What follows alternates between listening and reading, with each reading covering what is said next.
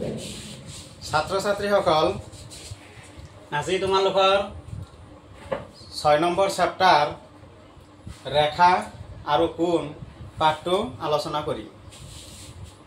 এই ৰেখা আৰু কোণ আলোচনা কৰাৰ আগতে ইয়াতে তোমালোকে কিছুমান সূত্ৰ আৰু লগতে চিত্ৰৰ ধাৰণা জানিব লাগিব। আৰু সেই চিত্ৰ কেইটা হল চোৱা, এ নম্বৰ এটা চিত্ৰ অঙ্কন কৰা হল, বি আৰু সি তিনিটা আজ দিয়া হৈছে হয়নে? ইয়াতে এ বি সি তিনিটাক আজ বুলি কবা তোমালোকে হয়নে? এতিয়া চোৱা, এই এ নম্বৰ যেটো চিত্ৰ ইয়াতে কোনো কাৰচিন নাই, আছে নেকি? নাই। আৰু বি নম্বৰ চিত্ৰত হয়তো এটা কাৰচিন দিয়া হল একফালে।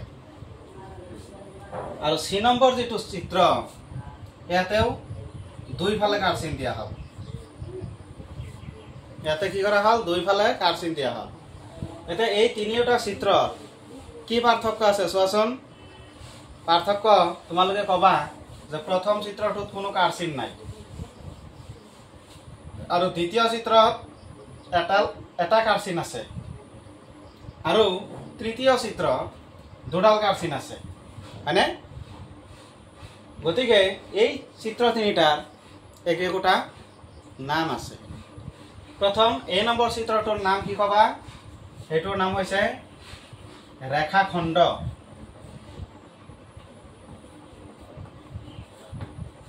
আৰু বি নম্বৰ যেটো দ্বিতীয় চিত্ৰ, এই চিত্ৰটোৰ নাম হৈছে ৰশ্মি।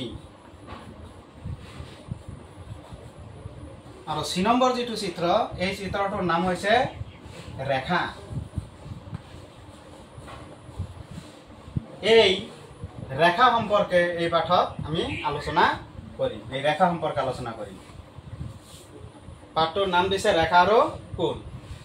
এতিয়া এই এ বি আৰু সি তিনিওটা চিত্ৰ এই যে আমি নাম পালো, এটা হৈছে ৰেখাখণ্ড, এটা হৈছে ৰশ্মি আৰু এটা হৈছে ৰেখা।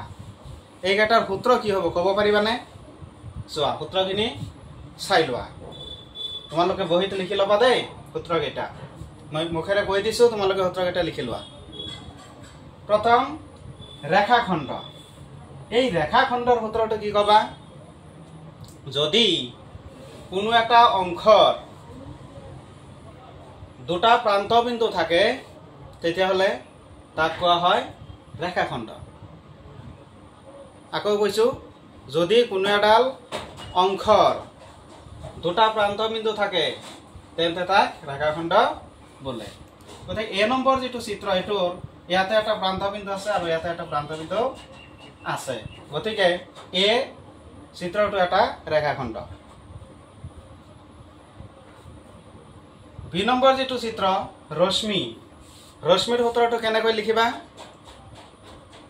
ৰশ্মিৰ সূত্ৰটো হ'ব, যদি কোনো এটা অংশৰ মাত্ৰ এটা প্ৰান্তবিন্দু থাকে তেতিয়াহ'লে তাক কোৱা হ'ব ৰশ্মি।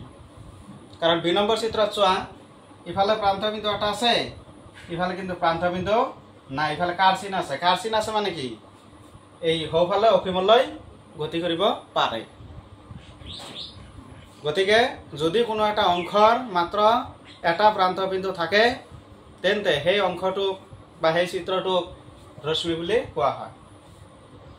নেক্সট সি নম্বৰ ৰেখা। ৰেখা কাক বোলে? যদি কোনো এটা অংশৰ কোনো প্ৰান্তবিন্দু নাথাকে তেতিয়াহ'লে সেই চিত্ৰটোক আমি ৰেখা বুলি কম। চোৱা, সি নম্বৰ চিত্ৰ কোনো প্ৰান্তবিন্দু নাই, কাৰণ বাওঁফালে কাৰচিন আছে আৰু সোঁফালেও কাৰচিন আছে। দুয়োফালে অসীমলৈ গতি কৰিব। ৰেখাৰ কোনো শেষ নাই, দুয়োফালে অসীমলৈ গতি কৰিব। গতিকে এইটো হৈছে এটা ৰেখা। তো মনত থাকিবনে? আকৌ এবাৰ মই মনত ৰখাৰ সুবিধাৰ কাৰণে এটা টিপছ তোমালোকক দি দিছোঁ। টিপছটো হৈছে যে যদি কোনো এটা চিত্ৰ কোনো কাৰচিন নাথাকে তেতিয়াহ'লে সেইটো কোৱা হ'ব ৰেখাখণ্ড। যদি এটা কাৰচিন দিয়া থাকে তেতিয়াহ'লে সেইটো কি কোৱা হ'ব? ৰশ্মি। আৰু যদি কোনো চিত্ৰৰ দুয়োফালে কাৰচিন দিয়া থাকে তেতিয়াহ'লে সেই চিত্ৰটোক কোৱা হ'ব ৰেখা। গতিকে এইখিনি হৈছে ৰেখা, ৰশ্মি আৰু ৰেখাখণ্ডৰ পাৰ্থক্য। তো চিত্ৰ সহকাৰে ইয়াৰ সূত্ৰখিনি তোমালোকক বুজাই দিলোঁ, এইখিনি মুখস্থ কৰিবা।